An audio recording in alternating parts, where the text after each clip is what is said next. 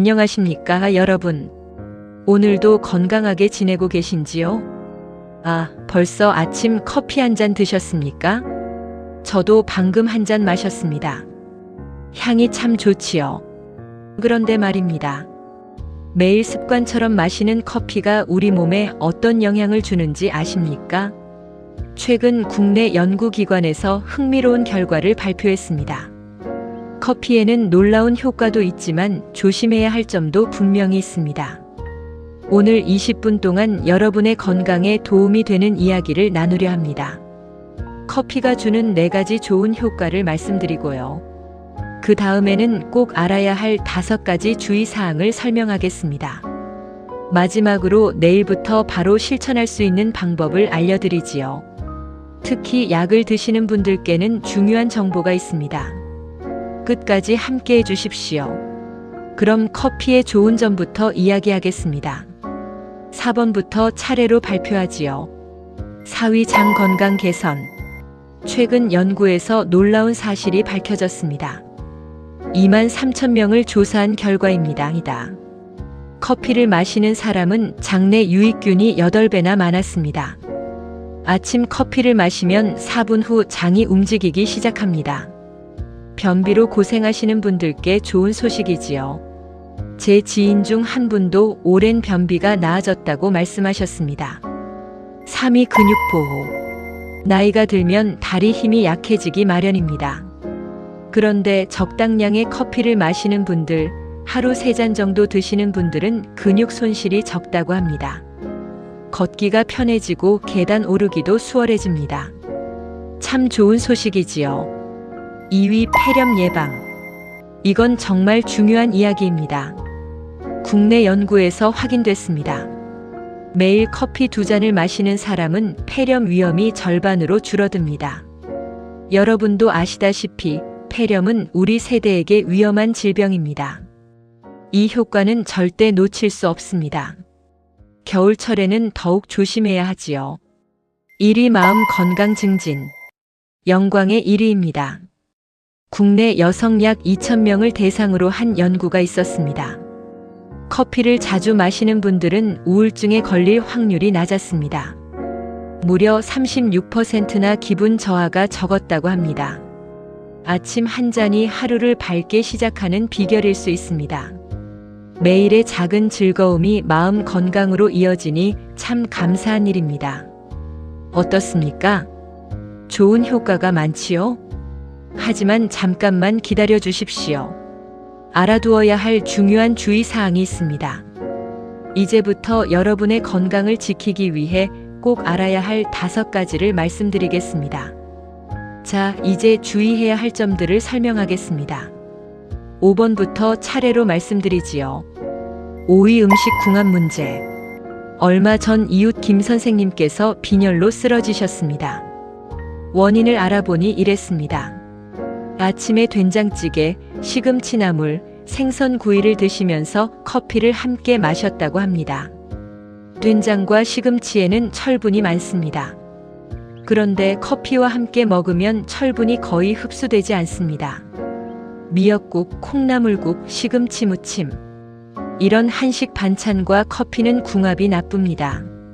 식사 전후로 1시간은 띄워야 합니다. 그리고 술과 커피를 함께 마시는 건 정말 위험합니다. 둘 다 소변을 자주 보게 만듭니다. 심한 탈수 증상이 올 수 있습니다. 구급차를 부를 수도 있지요. 4위 약과의 상호작용. 이건 생명과 관련된 문제입니다.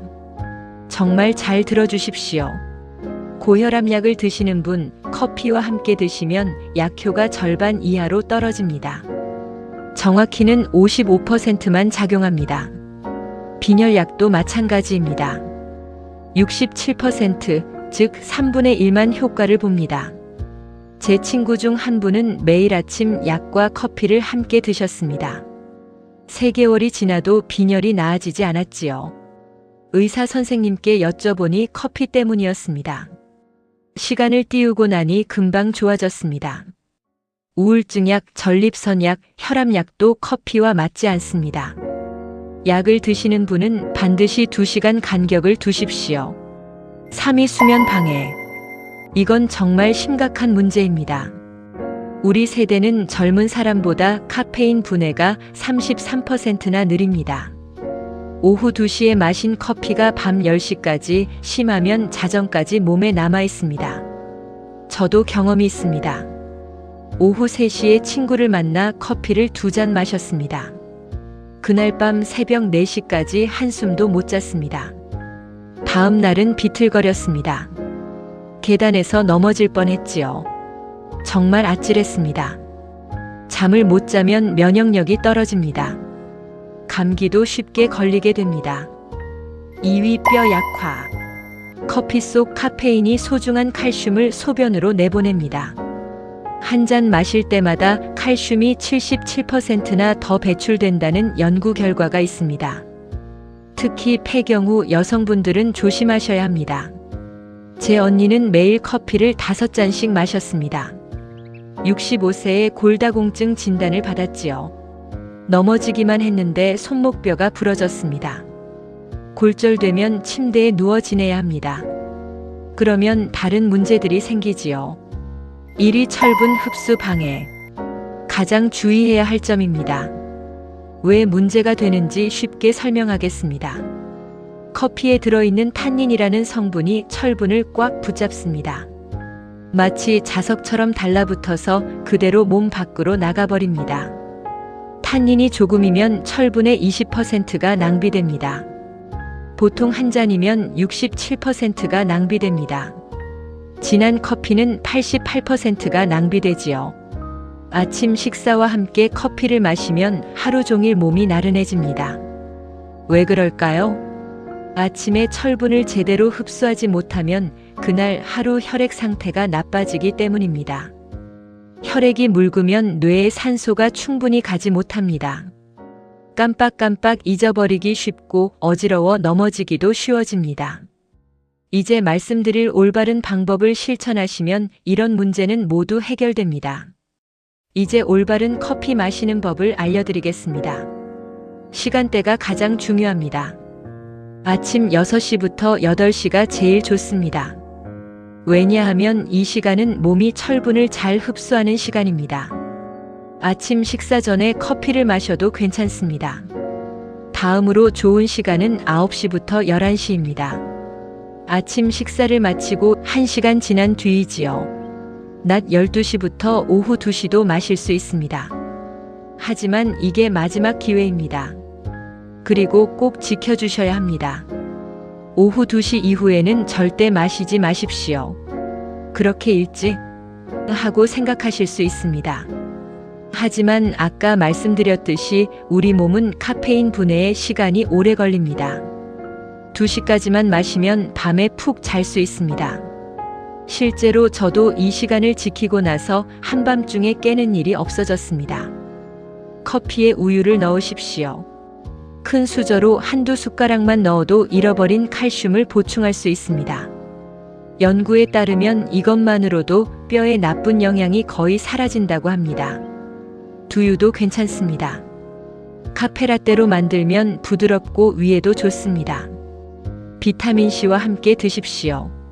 아침에 커피를 마신다면 후식으로 귤 하나를 드세요. 비타민C가 철분 흡수를 30%나 늘려줍니다. 오렌지 주스도 좋지만 과일을 직접 드시는 게 더 좋습니다. 커피 때문에 방해받은 만큼 되찾을 수 있습니다. 가장 좋은 건 종이 필터로 내린 커피입니다. 몸에 나쁜 성분을 걸러주지요. 추출 커피도 위에 부담이 적어 좋습니다. 신맛이 적고 부드러운 맛이 납니다. 동네 카페에서 내려주는 옛날 방식 드립 커피도 좋습니다. 반대로 피해야 할 것들이 있습니다. 설탕이 잔뜩 든 인스턴트 커피, 에스프레소는 좋지 않습니다. 에스프레소는 너무 진해서 콜레스테롤을 45mg이나 올린다는 연구가 있습니다. 캔커피도 설탕이 너무 많으니 조심하십시오. 하루 3잔까지입니다. 많아도 4잔입니다. 작은 찻잔으로 마시는 게 요령입니다. 큰 머그잔을 쓰면 자꾸 많이 마시게 됩니다. 저도 예전에는 큰 머그잔으로 5잔을 마셨습니다. 지금은 작은 찻잔으로 3잔만 마십니다. 반드시 1시간을 띄우십시오. 아침 7시에 식사하셨다면 커피는 6시 전이나 8시 이후에 드세요. 이렇게 하면 철분을 제대로 흡수할 수 있습니다. 실용적인 비법. 약을 드시는 분은 약통과 커피캔을 떨어진 곳에 두십시오. 같이 놓으면 습관적으로 함께 드시게 됩니다. 제 친구는 이 방법으로 약과 커피를 확실히 2시간 띄울 수 있게 됐습니다. 커피 마시기 전에 물 1컵을 드십시오. 탈수를 막을 수 있고 위도 보호됩니다. 밤에 잠이 안 오면 양을 줄이십시오. 어지러우면 철분이 부족한 겁니다. 가슴이 두근거리면 카페인을 너무 많이 드신 겁니다. 손이 떨리거나 짜증이 나면 위험 신호입니다. 3개월에 한 번은 혈액 검사를 받으십시오. 특히 철분과 칼슘 수치를 확인하시기 바랍니다.